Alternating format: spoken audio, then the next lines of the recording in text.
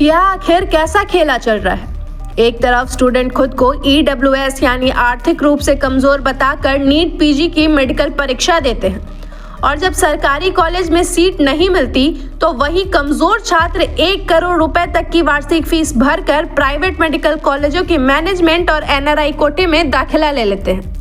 यह कोई इक्का दुक्का मामला नहीं है, बल्कि पूरे 148 ऐसे कैंडिडेट सामने आए हैं जिन्होंने परीक्षा EWS सर्टिफिकेट के साथ दी और बाद में करोड़ों की फीस वाली सीटें ले ली। इंडियन एक्सप्रेस के अनुसार कई छात्रों के कोर्स की सालाना फीस 1 करोड़ से भी ज्यादा है। इस घोटाले का खुलासा एक पीजी ट्रेनी डॉक्टर ने किया, जिसके बाद सीट अलॉटमेंट की लिस्टें वायरल हुई और सवाल उठने लगे कि जो छात्र आर्थिक रूप से कमजोर होने का दावा करते हैं वे इतनी भारी फीस कैसे चुका रहे हैं। विवाद बढ़ने पर मेडिकल एजुकेशन की एपेक्स बॉडी ने राज्यों को जांच के आदेश दे दिए। EWS की बात करें तो यह उन जनरल वर्गों के छात्रों के लिए है जिनकी सालाना फैमिली इनकम 8 लाख से कम, कृषि भूमि 5 एकड़ से कम और घर 1000 स्क्वायर फीट से छोटा हो और मेडिकल परीक्षा में इन्हें 10% आरक्षण मिलता है। इस बार जब नीट पीजी काउंसलिंग शुरू हुई तो पता चला कि कई छात्र सरकारी और प्राइवेट मेरिट सीट ना मिलने पर सीधे मैनेजमेंट और NRI सीटों पर पहुंच गए, जो लाखों से लेकर करोड़ों तक की फीस वाली है। टाइम्स ऑफ इंडिया की रिपोर्ट में ऐसे कई चौंकाने वाले केस सामने आए। बेलगावी के JN मेडिकल कॉलेज में 1.1 लाख रैंक वाला EWS उम्मीदवार NRI कोटे में डर्मेटोलॉजी ले रहा है, जिसकी फीस 1 करोड़ से ज्यादा है। पुडुचेरी के विनायक मिशंस कॉलेज में 84,000 रैंक लाने वाले EWS उम्मीदवार को MD जनरल मेडिसिन की NRI सीट दी गई, जिसकी वार्षिक फीस 55 लाख से ऊपर है।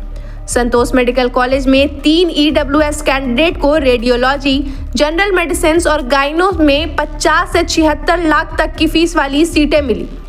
दस्तावेज सामने आते ही हंगामा हुआ कि अगर ये EWS है तो इतनी मोटी रकम कौन दे रहा है और अगर इतनी क्षमता है तो EWS सर्टिफिकेट कैसे मिला। महाराष्ट्र मेडिकल एजुकेशन विभाग के प्रमुख डॉक्टर प्रवीण सिंगारे के मुताबिक यह समस्या EWS कोटा लागू होने के बाद से ही जारी है और कई लोग गलत तरीके से प्रमाण पत्र हासिल कर लेते हैं। उन्होंने बताया कि मुद्दा पहले भी NMC में उठा है, लेकिन समाधान नहीं निकला।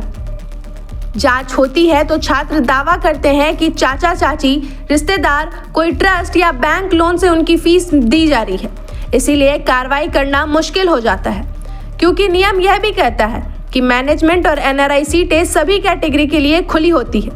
यानी सिस्टम, काउंसलिंग बोर्ड और मेडिकल एसोसिएशन सब जानते हैं कि यह होता है, पर कानूनी तकनीकी जवाबों के आगे कुछ कर नहीं पाते।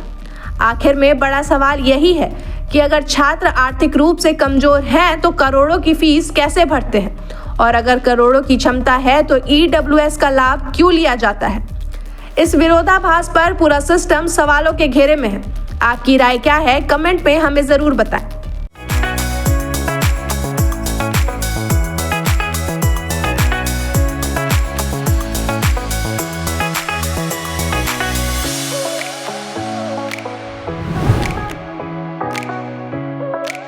खबर का मतलब बवाल न्यूज। हमारे चैनल को सब्सक्राइब जरूर करें।